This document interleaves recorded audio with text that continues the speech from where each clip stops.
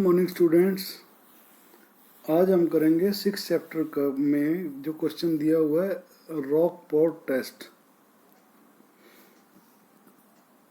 तो सबसे पहले तो जानते हैं ये रॉकपोर्ट टेस्ट है क्या। रॉकपोर्ट टेस्ट फिटनेस प्रशिक्षण शरीर विज्ञान शास्त्री तथा हृदय विशेषज्ञ के द्वारा मासाचुसेट्स विश्वविद्यालय में व्यायाम विज्ञान के विकास के अंतर्गत किया गया। यह एक हृदय श्वसन प्रक्रिया है जिसका प्रयोग VO2 को निर्धारित करने के लिए किया जाता है। VO2 व्यायाम के दौरान व्यक्ति के द्वारा ऑक्सीजन प्रयोग करके तथा शरीर के गतिमान होने की योग्यता है। VO2 को एरोबिक योग्यता भी कहते हैं। इसकी संख्या जितनी अधिक होती है उतना ही व्यक्ति को सक्षम और स्वस्थ माना जाता है। इसमें कौन कौन से उपकरण चाहिए होते हैं। इस प्रशिक्षण को करने के लिए निम्नलिखित चीज़ों की आवश्यकता होती है। 400 मीटर ट्रैक, एक स्टॉप वॉच और वेट मशीन और एक असिस्टेंट और एक ये हार्ट रेट मॉनिटर। ये हार्ट रेट मॉनिटर जो है वो BP मापने वाली मशीन को भी कह देते हैं। उसमें जो है आपका BP भी आ जाएगा और आपका पल्स रेट भी आ जाएगा। प्रशिक्षण की प्रक्रिया क्या है। आपका अपना बार मापें, 10 मिनट के लिए वार्म अप करें, स्टॉप वॉच प्रारंभ करें, 1 मील तक तेजी से चलें। जैसे ही आप 1 मील की दूरी तय कर लेंगे तो आपका सहायक स्टॉप वॉच बंद कर देगा।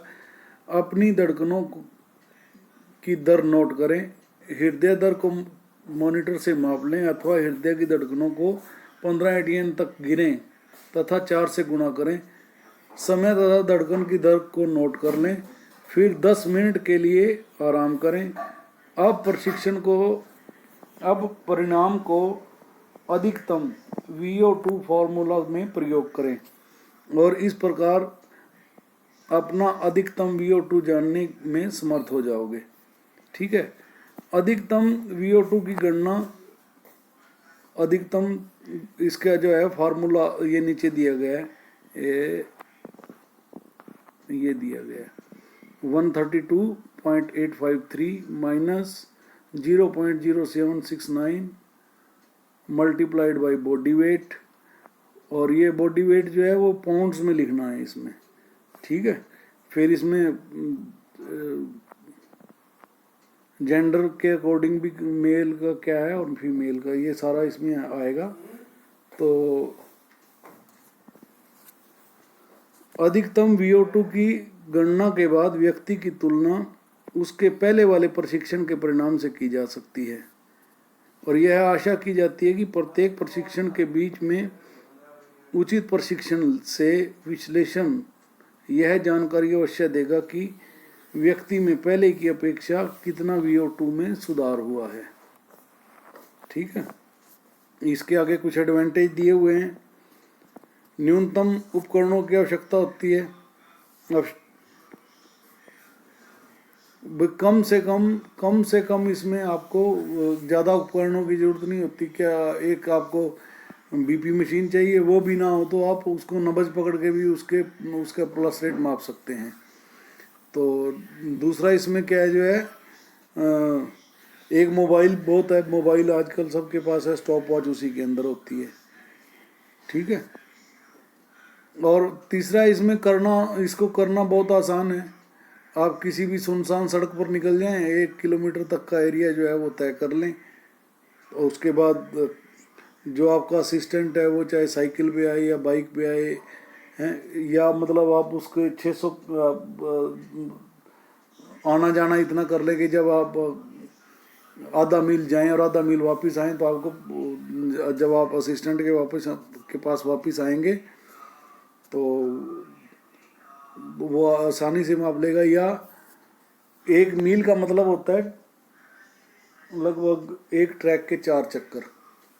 तो आपका जो असिस्टेंट है वो ट्रैक पे और आप ट्रैक पे 4 चक्कर काटें और उसके बाद अपना जो अपने हृदय की धड़कन को मापें और उसमें जो आपके जो स्ट्रोक वॉल्यूम है VO2 है उसका पता लगता है कि आपने कितना आप वो ग्रहण कर रहे हैं। और इसको खिलाड़ी के द्वारा स्वयं किया जा सकता है, कोई ज़्यादा ज़रूरत नहीं होती। अगर असिस्टेंट भी नहीं है तो कोई इतनी बड़ी बात नहीं है कि भाई आप लोगों को बस सिर्फ इतना ध्यान रखना है कि भाई जब आपकी वॉकिंग या आपकी जो रनिंग है वो ओवर हो तो आपको अपना स्टॉप वॉच को बंद करना है। ठीक है।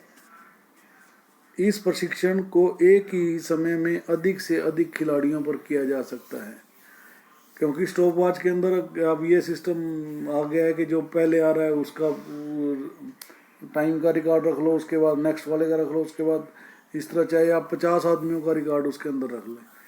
तो फिर जब आप उसको इस सूत्र, ये जो आपका फार्मूला दिया है इसके साथ लगाएंगे तो आपका VO2 वॉल्यूम जो है वो सामने आ जाएगी। एडवांटेज जो है वो एक ही है इसका, वो क्या है कि इस प्रशिक्षण हेतु विशेष सुविधाओं की आवश्यकता होती है। तो बाकी बहुत आप लोगों को समझ आ ही गया होगा ये, इसमें इतना कुछ। तो आप लोग अब इसको एक बार लर्न कर लेना। अगर किसी को कोई प्रॉब्लम आए तो आप मेरे पर्सनल नंबर पे मुझे पूछ सकते हैं, कांटेक्ट कर सकते हैं। Okay, God bless you, thank you.